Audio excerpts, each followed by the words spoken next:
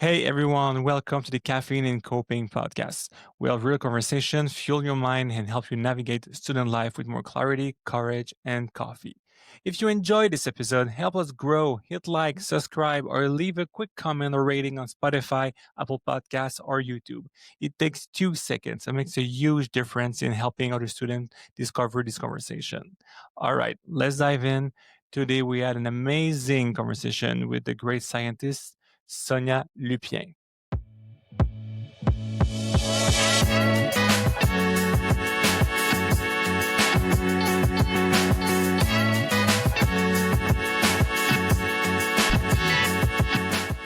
Hi, welcome to the Caffeine Coping Podcast. Today we have an awesome guest, and I'm very honored and very excited to be welcoming to our podcast. And it's Sonia Lupien.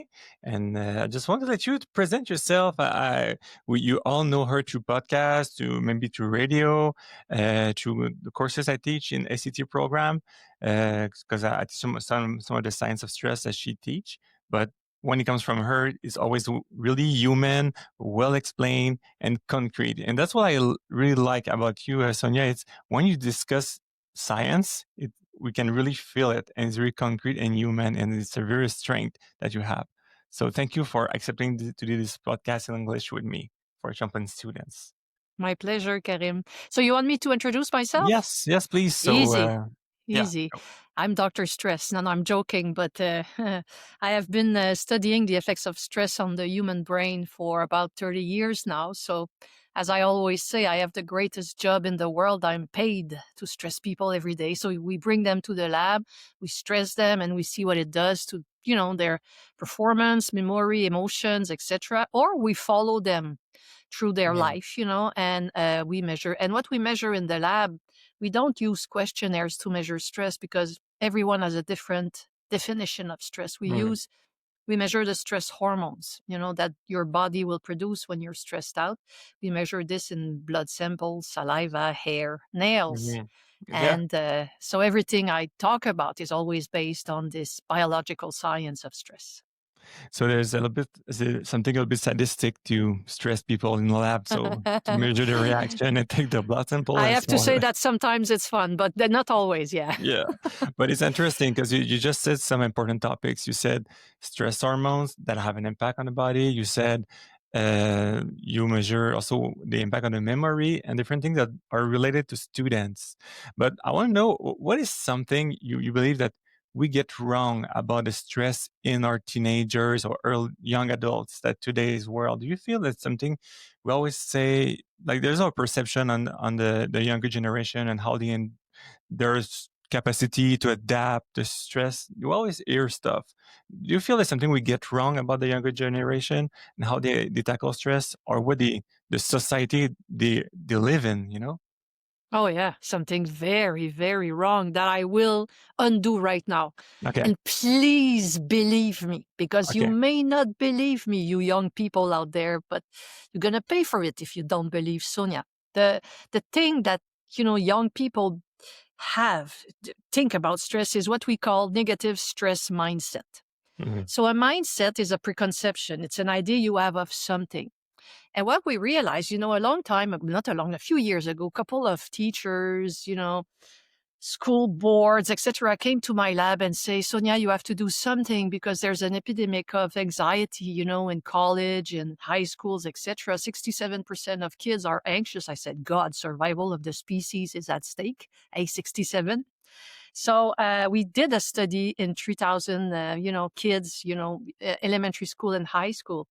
And we measured what type of anxiety they show, because there are different types. And there are some anxiety that are normal. It's normal to be anxious. So we pathologize anxiety, which is the first mistake we do. So that's the first. The second mistake, when we studied that, we found that what created this anxiety epidemics in high school and college, the same, I'm pretty sure, is negative stress mindset. What I mean by that is that 99% of young adults, and older adults as well, think that stress is always negative, toxic, and it's going to kill you. So we have negative stress mindset. Now, the thing is, your brain is a detector of threatening information. That's the job of your brain. Your brain was created to detect threatening information in order to help you survive. So every time the brain detects a threat, it will activate a very complex system that will lead to the production of stress hormones. Now, these stress hormones go back to the brain, they have an interesting preference when they go back to the brain for those brain regions that are involved in learning and memory.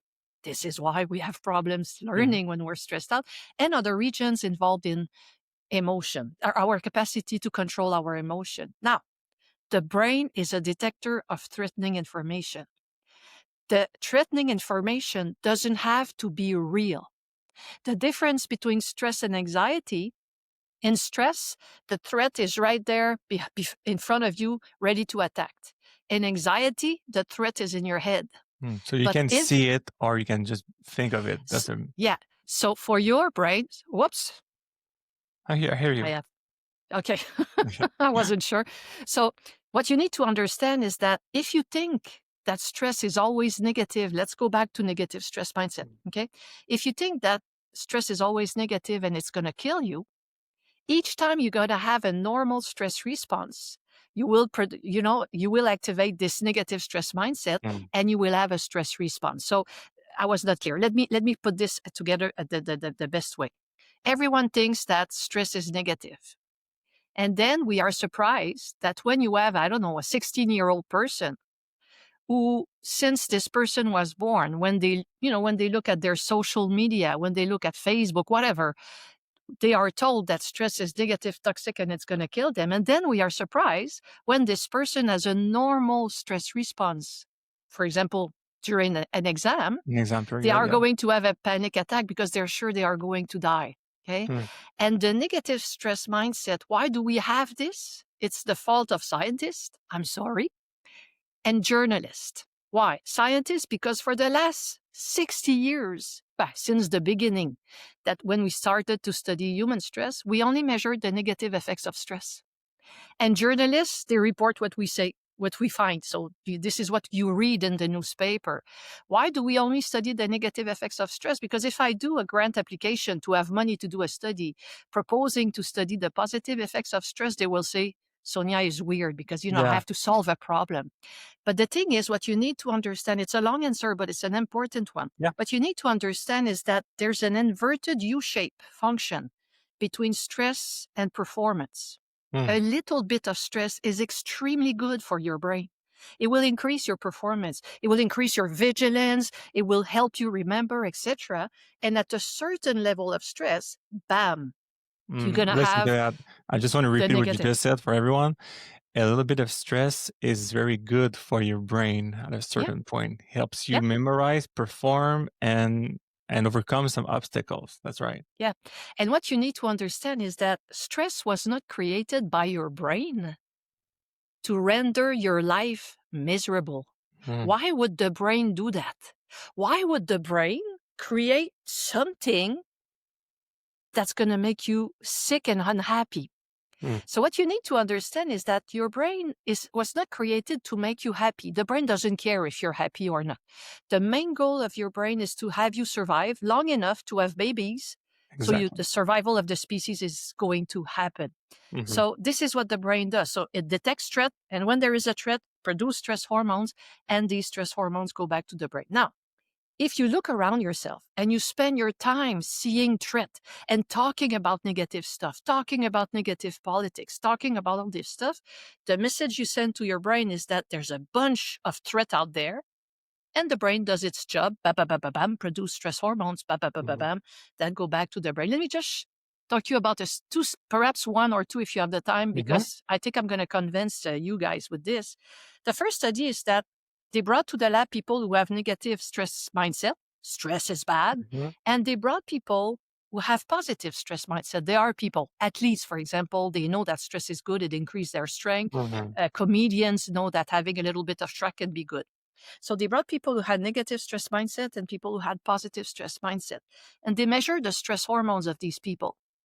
And they found that those who have negative stress mindset produce a lot of stress hormones, while those who have positive stress mindset don't.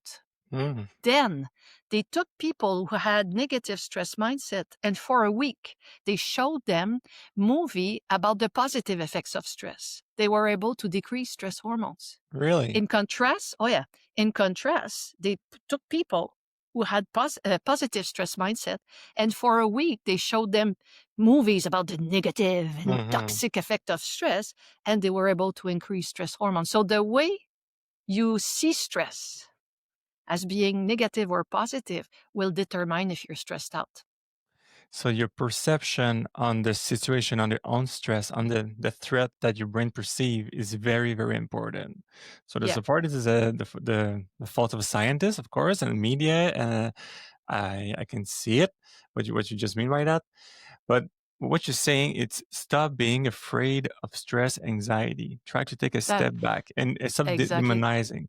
But in Yeah, some case, like let's step back. I'm a teacher. You're a teacher as well in university. Are we overstressing? Not overstressing, because we put pressure. Like when my students tell me, and I'm not stigmatizing you guys, but when it's midterm time, everybody's stressed out. And say we're overwhelmed. Say, of course you're overwhelmed. It's super tough. Like midterms and final exam period.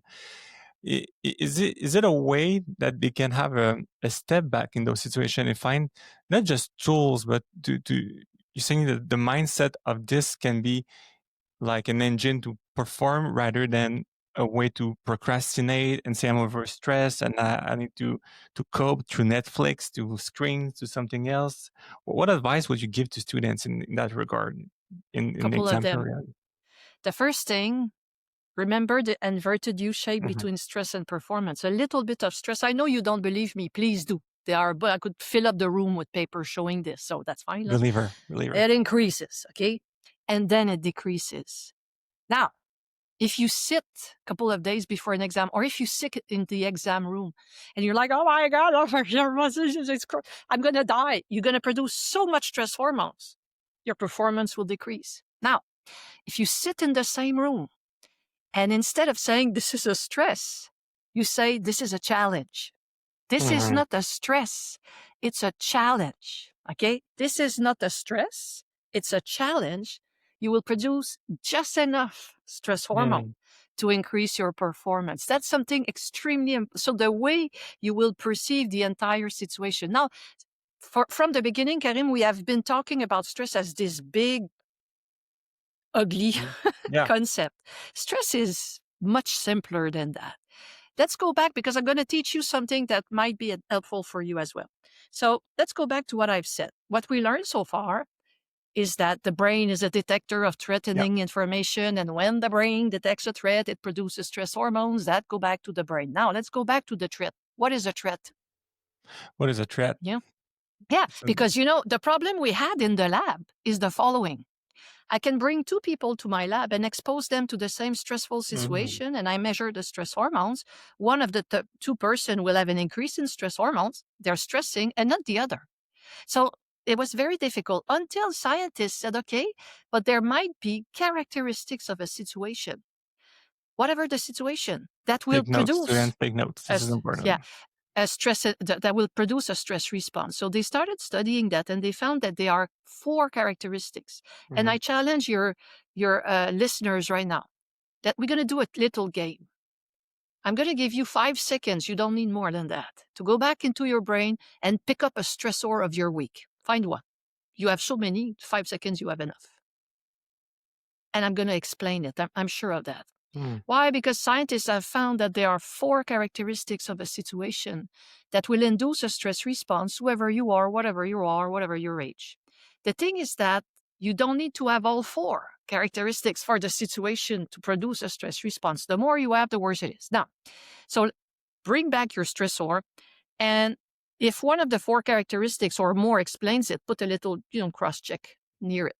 So, in order for a situation to lead to a stress response, it has to be novel.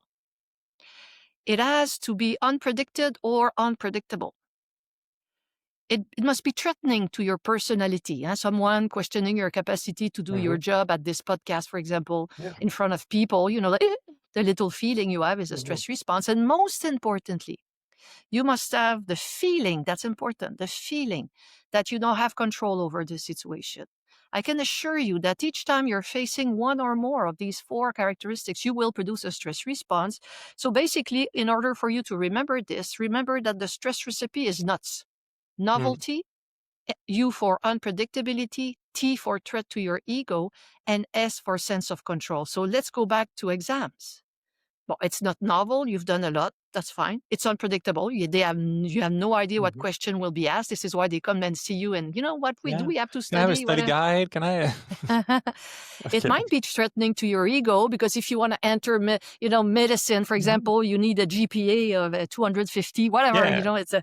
So that's very, very stressful, and you don't necessarily have the control over the situation. And the less you master what you need to know, the more you will be stressed because it decreases your sense of control. Your brain is Mm. not stupid; it knows that it doesn't know, right? So, this is it. And what you need to understand is that every time you will have an exam, you will have a stress response. This is called life. Yeah. You cannot decrease it. The day you stop being stressed out, survival of the species is at stake. In the field of science, when we want to measure stress in the environment, we use exams. Mhm. So we go into your classrooms and we measure stress hormones before and after the exam. So it is normal. And what you need to understand as well, you students, many of you come from, very far away, and then you enter, college, and you have a new apartment, you have no friends, etc. Yes, you were stressed. For sure, you were stressed. Because what you need to understand, let's go back to the nuts characteristics: Mhm. novelty, unpredictability, threat to your ego, sense of low control. Each time for the rest of your life that you will experience a transition to a new school, transition to a new city, transition to a new boyfriend, girlfriend, whatever. Every time you will experiment the transition, you will have a stress response. That's it. Simple as that. And That's it will it. go away. It's just a stress response. It will not kill you. So it's just so what you're saying is it's very important here again. So first you say it's novel, sometimes it's unpredictable, but when you see it coming, you can sometimes prepare, so you can gain Mhm. some sense of control. So if one of those 4 Yeah. variables, like of the nuts acronyms, you can get some control by preparation. Like just say this podcast. I'm like, oh, Sonia say yes for a podcast. I'm super excited, but the excitement is the stress. Mhm. I'm like, oh, okay, this is coming. This is real. She said yes. And in fact, something unpredictable happened. Sonia told me, I think yesterday, hey, finally, I'm available tomorrow. I was like, oh, I didn't see it coming. So let's I go. stressed you. I'm good, eh? Yeah. But I prepared because I read her Mhm. book, so Mhm. I know what I'm talking about. So, and I'm ready. I was prepared for this interview and I'm super glad. But there's something about it that I want to discuss with you. It is other than just the perception on the stressful situation. When you accord a value to this, so let's say an exam is important, it's stressful. But if in your mindset, you have in your perspective, the exam is stressful, but my studies are important to me. Like you link the stressful situation to values, to something that is meaningful to you. Does it help you to reduce the stress or to tackle? Because there's always people that when they're facing stress, they will freeze or run away. Like there's a bear outside, you want to run away. But some people, they jump in, they tackle that stress. And and in my clinical practice and as a psychoeducator, I observed that some of those people, it's not that they have a sense of esteem sometimes, but they see a meaning underneath it, bigger than the situation. They see it just like this is a milestone. There's something for me behind this. I need just to go through that painful, stressful situation. Do you feel that it's important to set the action towards values in those situations? I don't know if my question is clear for you. Yeah, yeah. Well, a colleague of mine, his name is Jens Prusner, a few years ago, took people, human beings, every age, brought them to the lab and stressed them 7 days in a row. That looks fun. Now, two things can happen. Your stress response can habituate. So you will produce less and less stress hormones as the week goes by, because I've been there, done that. It's not novel, it's not unpredictable, okay, so it will decrease. But In some people, it increases. It's called sensitization. Why? Because they didn't like it the first time, and the second time they say, oh my God, tomorrow I have to go there again. And then they anticipate, they anticipate what is happening, and the stress response will increase. It's called habituation versus sensitization. We know that when you take human beings and you do this, you will have the two road pathway. Now, what is the thing that will determine if you habituate or if you sensitize? There is one thing that he showed: self-esteem. Self-esteem. So, self-esteem. Those who had a good self-esteem saw this as a challenge, and they habituated. I can do that, I got this.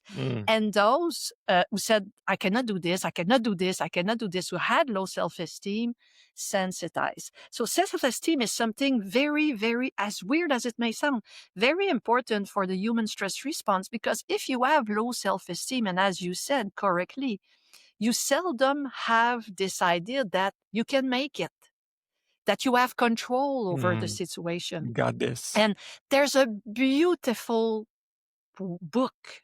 You kids, you can read this. It's written for the public by a woman. She's a scientist. Her studies are so, so interesting. I think her name is Carol Dweck, D-W-E-C-K. E-C-K, yeah. And I think the title in English is Mindset. The power of mindset in humans. And it's not mindset about stress. It's a mindset about capacity. And she showed in her studies that there are growth mindset and there are other types of mindset. But people, when they have to do something, they have 2 points of view that are very different. Some people say you need to have talent to do that. And I don't have the talent, so I cannot do that. Simple as that. Okay. Yeah. Other people say you need to practice. I don't have the talent, but I will practice and I will make it. And what is very interesting for those of you who really like sports out there, she's using a lot of the best athletes in the world to explain this, and she studied them. Let's take Michael Jordan. Michael Jordan was, an amazing athlete. He had no talents. When you go back, he was bad. But the only thing is that he believed that if he was working and working and working, he would make it. So it's not talent. So your mindset will determine your self-esteem, which will predict your stress response. So this is something very, very... So the power of the mind on the human stress response, because the stressor that we're talking about are called relative stressor, novelty, unpredictability. They are absolute stressor. If all of us, we were in Ukraine right now, or Gaza, novelty, unpredictability, this is not what's going to... This is called an absolute stressor. It's a real threat to our survival. The stress response that we would produce would save our lives. Okay, but we're not talking about this. We're talking about relative stressor. And when you're talking about relative stressor, the way you interpret the situation is about 80% of what you will produce 80%. As a stress response. So that's a very, very important thing to remember. Tell me if I'm wrong. And can I just add something? Sorry, Kevin. Yeah, of course. You're my guest. Be my guest. Let's go back to mindset. Okay. Growth mindset or talent mindset, leading to self-esteem, leading to stress response, etc. So I think that I keep forgetting what I want to tell you. I just wanted to tell you something, and okay, let's go back and I'll come back to it. You said there was absolute stress, relative stress, and no, it's not that. Oh yeah, I remember it. Thank you. Yes. We need to understand something very important. Stress ensures survival of the species because it pushes humans to adapt. In order to deal with stress, you need to accept to adapt to the stressor. I didn't say accept the stressor. I say accept to adapt to the stressor. Me, I see every stressor in my life as big block of stress that life puts on my pathway. This is called life. So when life puts a stress block on my pathway, I have two choices. I keep going and then I stress, or I decide to adapt to the presence of the stress block and I can turn around and go this way or this way. It's going to be longer, but I'll make it. Now, this is the key. when you accept to adapt to a stressor, you need to accept another thing, and this is so important. You need to accept to make mistake. People, you don't understand. If you don't make mistake, you cannot learn. You cannot have 100% all the time. The brain would die. You have no idea how the brain is happy when you make a mistake, because the brain is there to learn. To So when you learn. make a mistake, the brain is kind Yeah. look at this. Stress ensures survival of the species because it pushes humans to adapt. But in order to adapt, humans make mistakes, trial mistakes, and in the long run, they become more and more intelligent. And this is why we have, artificial intelligence. I'm not sure if it's intelligent, but anyway, today, instead of being behind a mammoth with a spear. So if you don't make mistake, you don't grow. It's so interesting that you say that, because our last guest was Dr. Michelle Généreux from Public Health, and she went to the Olympic Games in Paris, and she was following some Olympic athletes, and some of those high level athletes explained that to her, and she shared that with us. She said, "You need to make mistakes and to learn." Ah oui. She said, "I never failed. I just learn every time." Yep. So, And about that's the growth mindset. Exactly. And I guess to be an Olympic athlete, you need some growth mindset. That being said, when you say learning, it relates to memory.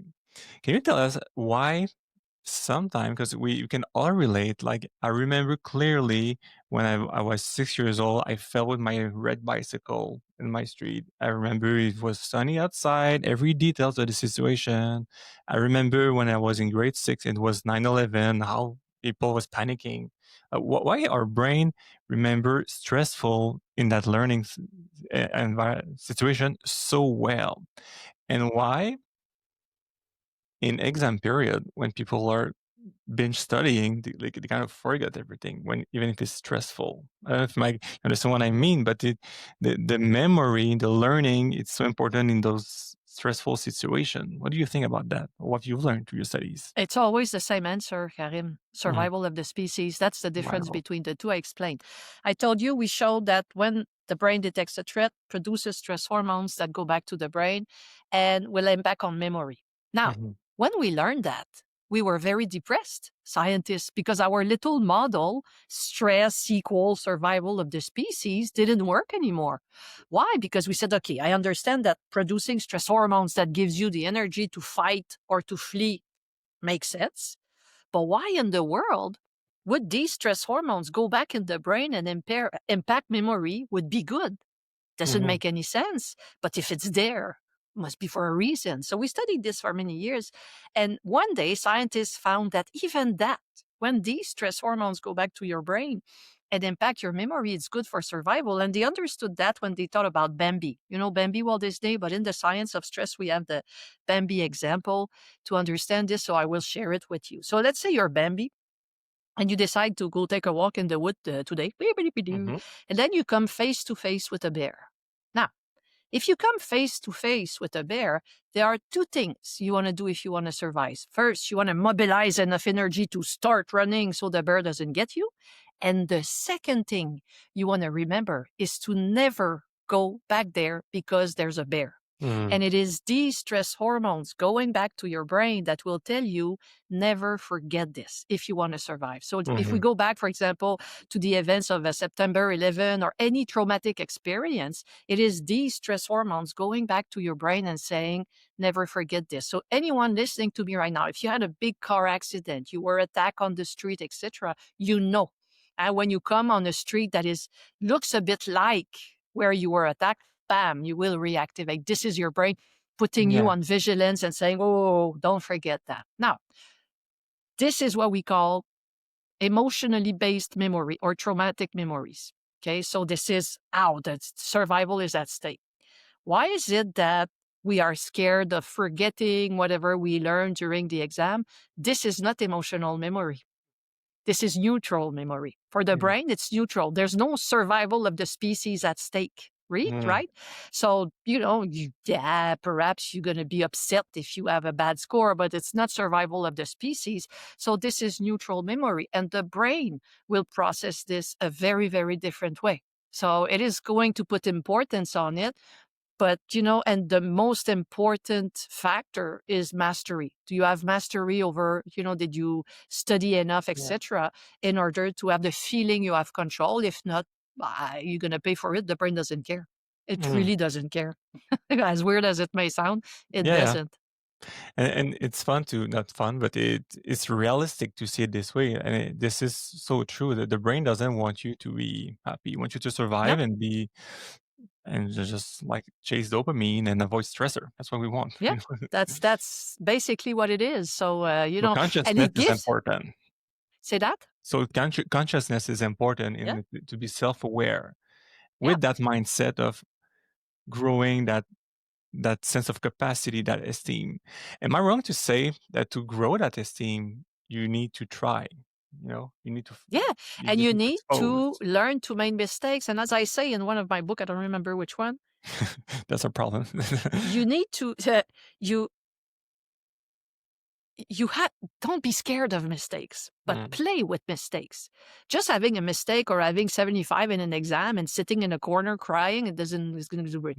You have to go back to the exam. Say, Karim, I want to see my exam. I want to learn. I want to learn from the mistake. I want to know exactly what I did wrong, what did not understand, etc. Yeah. You're feeding your brain the same way you feed your body when you go to the gym. The problem we have is that we think we only use 10% of our brain capacity. This is wrong. Every day you use 110% of your brain. So you think you're good, you're bad. We are absolutely bleh.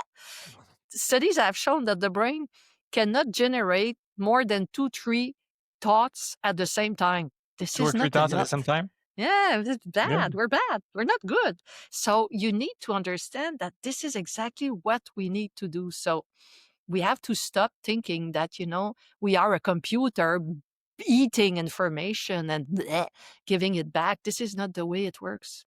So 2, 3 information at the same time. So now I want to hear Thoughts. you on thoughts on multitasking.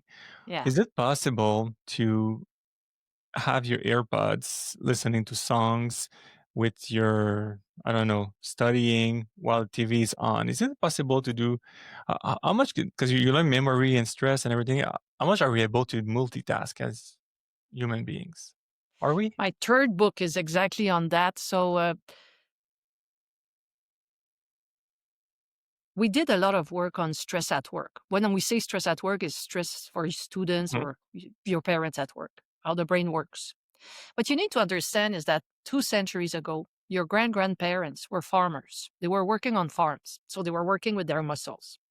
And then the Industrial Revolution came in, and we took these farmers, we brought them to cities, and we sat them at a desk and say, now you're working with your brain. The thing is, we did all wrong, yeah? And then things started to work. We started working at our brain. And then in the 1990s, you were not born. I know, I was there. In the 1990s, big companies like IBM, etc., came and sold us new technologies, email, internet, etc., telling us it would help us be so efficient, so fast in communication that we would have, we would work 4 days a week, which is never happened. Okay. Now, these were not scientists. They didn't know how the brain worked. Okay. These were sellers. They were selling us these stuff. The thing is, these new technology created in our brain what we call fragmented attention. And the best way to increase your stress hormones is to be in a fragmented attention state, which we all are. This is why we're crazy as hell, because everyone is stressed out. There's no more mammoth. We're not in the war zone and everyone is stressing out. Why? Because we are always doing fragmented attention. In order to explain to you what is fragmented attention, I have to kill another myth on the Let's go. brain. Here it is. We cannot, humans, do multitasking. And girls, you are not better Oh than la la. boys. Nah, wait. Why? Why did we think, and it's okay if you thought that we were able to do this. And I know you tell me, I know what you're thinking right now, listening to me. You're saying, no, I can do many things. Yeah, you can do it. But I'm going to explain to you what the brain does.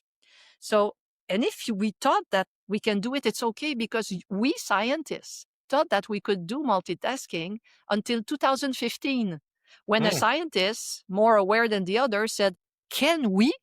So And he teachers can be started to, wrong? Are you saying yeah. that? So he started to measure it. And so let me explain to you. Why did we think that we can do multitasking? It came with the computer in the 1960s. It is true that you can ask a computer to start two tasks and do two tasks at the same time, and whoom, they will finish the two tasks. A computer can do this, and we said, well, humans are like computer, humans can do it. We thought about this for many, many years until 2015. This scientist came in and said, really? So decided to test it. Now, Karim, if I ask you to do two tasks, you will. But contrary to the computer who starts the two tasks and wrong, this is how your brain will work. Your brain will take your attention, bring it on task one, work a little bit on task one, and then it will bring back your attention in the middle, put it on task two. You will work a little bit on task two. It will bring it back in the center. So your brain will constantly fragment your attention between the two tasks. And this creates what is called an energy cost. It takes a lot of brain energy to do this. So each time you interrupt what you are doing to do something else, okay, it's an interruption cost.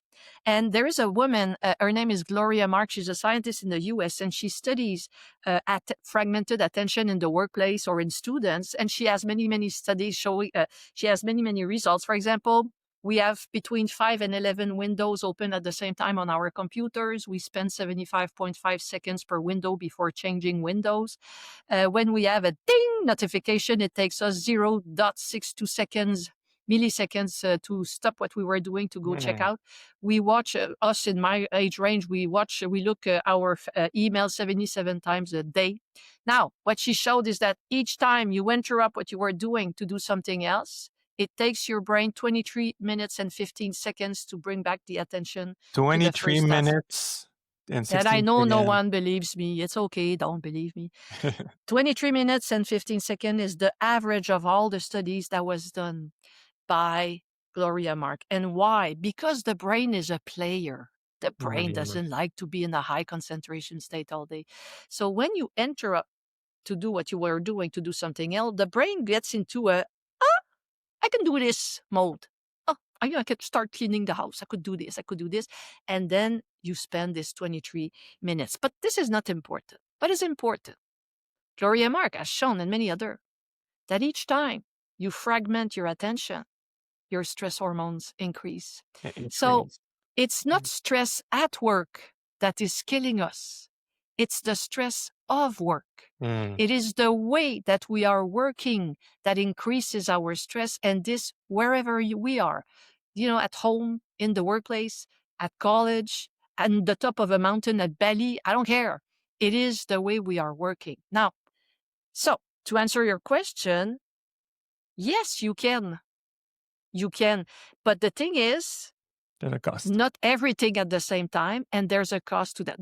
But music is a different story because it depends on where you are. Always think about this.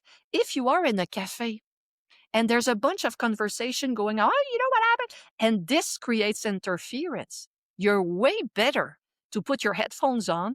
Instrumental music will be better because if you have, words and these are new words, your brain is like, gotta go there. Get this.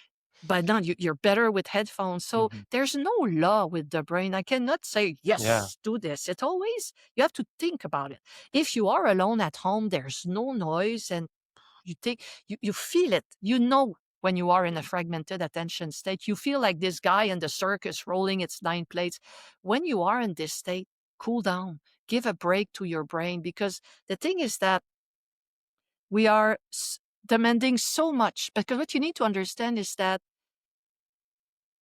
the predictor of mental overload and burnout is fragmented attention. And something that I find very, very interesting, Karim, is that everyone talks about their body nowadays. I've done a marathon. I've done a triathlon. You see them at the gym. Everyone's talking about, how much care they give to their body. But no one is paying attention to their brain. The thing I would like to tell you is that between a brain and a body, there's just a neck. It's the same thing, right?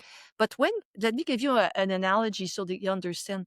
When you ask to your brain to be in a fragmented attention state every day, 8 hours a day, whatever, 5 days a week, it is the equivalent of if I was asking you, Karim, to put your running shoes and go run 100 kilometers in the woods. There's a Yeah. good chance, if you're not a trail runner, that you tell me, so, after 10 kilometers, forget it. I'm going to sit. I'm going to take care of my body. And you would be right. But why is it that we are in a fragmented attention state every day? It is the equivalent. So the brain will try. But at some point, the same way you would sit down and say, whoa, the brain will go off. And what will happen? I will tell you, I'm going to give you a cue, kids, to know when you are too much in fragmented attention. You have what is called decisional fatigue. Choose for I'm me. going to give you an exit. Decisional fatigue. Should I take the car or my bike? The car, not my bike. Should I go to the gym? Yeah. You take out the bag. No, I'm going to stay. You know when you're like, this is it. This is when the brain is kind of starting to tilt. Stop. Because scientists said, what is the reverse of fragmented attention? Because fragmented attention stresses us, right? What is the reverse? And they found that the reverse is cognitive engagement. Cognitive engagement is your capacity to do one thing at a time without any interference. And they have shown that when you do this, your stress hormones decrease. Amazing. We said, you can work while de-stressing? Yep. And they said, why? Because the main job of a brain is to learn, right? Now, in order to learn, the brain, and that's important, needs to have the feeling that it progresses. So when you do 9 things at the same time, you don't have the feeling you're progressing. You're just doing stuff. Now, remember when you write your essay, for example, and there's no interference because you're late. This feeling, you're writing the introduction and then, this feeling that you're go there. Go there once in a while. And I have a message for your young people in college. You cannot do that. This is called deep work. Deep work is the best state for a brain. It's so happy. Yeah. But you're not very good, kids, at doing deep work because you never learned it, because you were born with this in your head. You're extremely good at fragmented attention. Yeah. But you're very bad at deep work. We are better because we learned it when we were young. Life was slower. And it's okay. But if you want to try deep work. Just try to do something just once. Put this somewhere, hide it, do nothing else. Life will go on. And after that, 30 minutes twice a week. Just start with that. And then ask yourself, how do I feel? Do I feel better, etc.? And there's another thing I just want to say. I'm always on TikTok or Instagram because I want to see what kids do. You know, what is it, the new thing? And I have my theory for young people. I may be wrong. There's no science behind this. But I was talking to my 26-year-old daughter and, my other girls in the lab. They're 23, 21. And I'm talking about girls because this is what I have mostly in my lab. But what is very, at 24, when I was 24, I was going dancing every time. Now, for the 24 in my lab, what they do knitting. Or they do, petits points. They do, like, comment on dit tricoter en anglais? Knitting. Knitting. That's it. Knitting. Yeah, they do knitting and they do with the needlework. They do needlework, etc. And I asked them, I said, my grandma was doing this. Why are they doing this? And I'm talking, and she says, oh, I don't know, but it's so relaxing. This is deep work. When you're knitting, you have to check it out, and you have to check the little needlework. So your brain is pushing you there because it needs it so much. And you see progress. It's pushing us. Yeah. And it's pushing us there in at least in, what we do outside of work. And I love seeing this. I said, the brain knows exactly what it needs and it's going to bring us there, like it or not, because if not, it's going to explode. We have saturated our capacity to be in a fragmented attention mode. So seeing progress into your work. And this is something I experienced myself when I was a student, back when I was doing my master. But still today, when my students tell me this, like there's a task, they procrastinate because this is stressful. And the more you push it, because it feels heavy, it's like it's going to be painful. You push it, and the more you push it, the more you try to say to your stress it doesn't exist, it's going to go away, the more it grows. And then they tackle it the day before, and when they start, like, this It's isn't easy. so bad, and they see progress, and they're like, I should have done it before, but next time And we do thank the you same for asking. pattern. Yeah, and this is called avoidance. Many will avoid because they're scared of what it's going to do. I can assure you, you may not believe me. I will Try believe it. you. So yeah. The next time your brain wants to avoid, go above it. Do 30 minutes. Way in advance. Give your brain, because your brain never learned it. It's going to become addicted to it. Okay, And so because this it's is so much important. fun. Yeah, it's just give it a try. Just give it a try. Have the feeling. Just feel it. Feel it 30 minutes. Put it aside. Procrastinate as much as you want. What you are avoiding is your anti-stress measure. That's what is sad. What you're avoiding is the thing that would decrease the stress, that puts you in an avoidance mode. So it's a vicious circle. I want to say it again so people really understand. When you say, when you want to avoid something, or you don't want to feel something or do something, do it, because you're going to Yeah, learn. What you're yeah, saying is, neurologically, your brain's going to go in the new pathways of yeah, behavior, and it's going to reward you for this and say, yeah, good job. Sometimes I say yeah, that to people. When you achieve something, my students, that is difficult, it's painful, that you need effort, like learning to play guitar or knitting, like you said. Nobody can take that from you. You did it. You learned it through pain. But when you go to something external to reward you, to ease the stress, like it just goes away all the time. You need more. It's external yeah. rewarding versus internal motivation. This is something very different. And guitar is a perfect example of cognitive engagement. Yeah. Just do that. Motricity, Yeah. connections. You cannot do this while, texting to everyone and etc. Mhm. So just try it. Give your brain a break. So concretely, now, but everything's concrete since the beginning. As I said, I told you, she's superhuman, concrete. Every tool is not like sometimes I do theory. She's very like concrete. But being a student, 18, 25, 30 years old, it's like sometimes your lack of sleep because social engagement, caffeine, social media, everything, connecting with people, being far away from your family, having pressure, stress, it's tough to be balanced. For the last minutes of our episode today, do you have concrete strategies that our students should apply, they should understand and try more? The few examples you just said, but other than that, your go-to, Sonia. Except eat well, sleep, and do exercise. We know that one. Okay, sleep well, do exercise. Well, do exercise. Okay. What you need to okay, one thing I will say, people don't like it when I say it, but the stress out people, yes, but not the other one. But then I'll give you a couple of tricks. Yeah. We are not that fragile. What I mean by that is that it's not because you are stressed now, because you just came from very far away, you have a new apartment, etc., that you will become depressed, anxious, or burnout. We are not that fragile. Think about it. We survived the mammoth of prehistorical times. We survived Yeah. the medieval times where bad people were entering in the village, raping women, cutting their head, putting this on top of spear at the entry. I mean, we've seen worse. The brain is perfectly done to deal with stressor. So we have fragilized ourselves. We have pathologized anxiety. Anxiety is a normal state. Before an exam, it's normal to be anxious and then it's going to go away. It is normal to have an anxious personality. For us scientists, anxiety is an old stuff from prehistorical times, not necessarily a disease. Why? Because think about anxious people. What is an anxious person? It's a super detector of threatening information, right?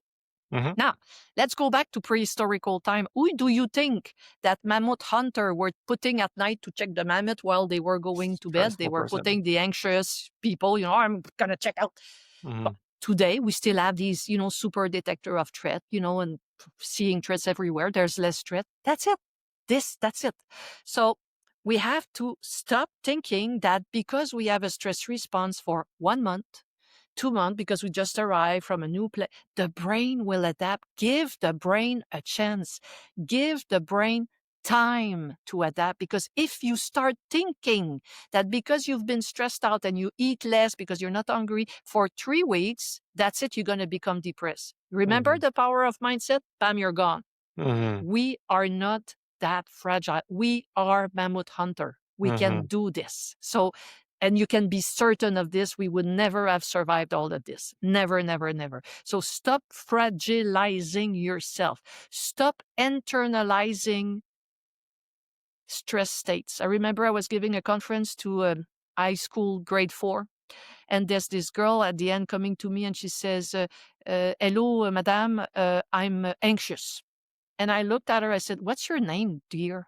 Never internalize anxiety. You're not anxious. What It's is your your name? personality. This is just something happening to you now. It might go away. Yes, it can become a disorder. 0.5% of the population, not 95.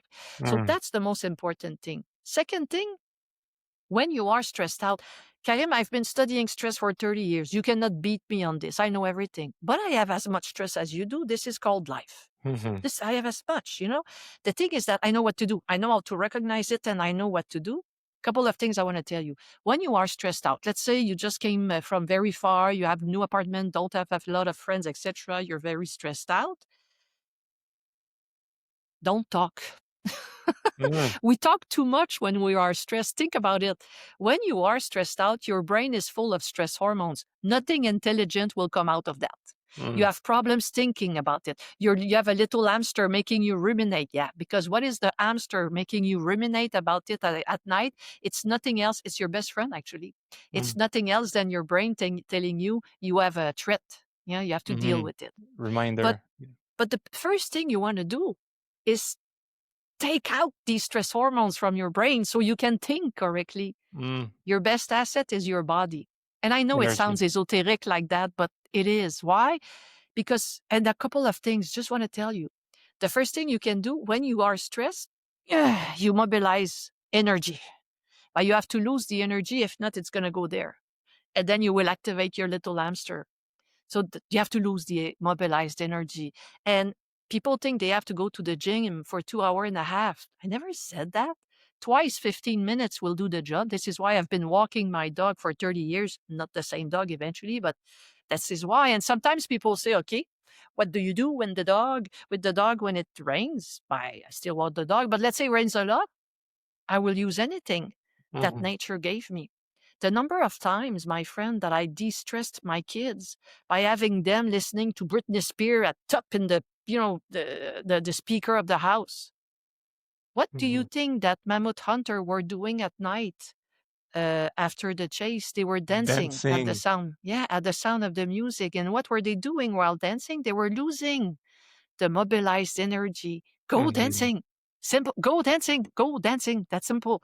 Sing. Why? Because when you sing, you do diaphragmatic breathing, like the breathing, the belly breathing. I'm going to give you a little crash course on belly breathing because sometimes people do it all wrong and they pass out. I don't want this to happen. And the hyper performance, don't do 12 in a row. You will pass out. 3, 4. So each time you bring air in your body, you have to do the biggest belly possible. Simple as that. Quit, quit, quit, quit.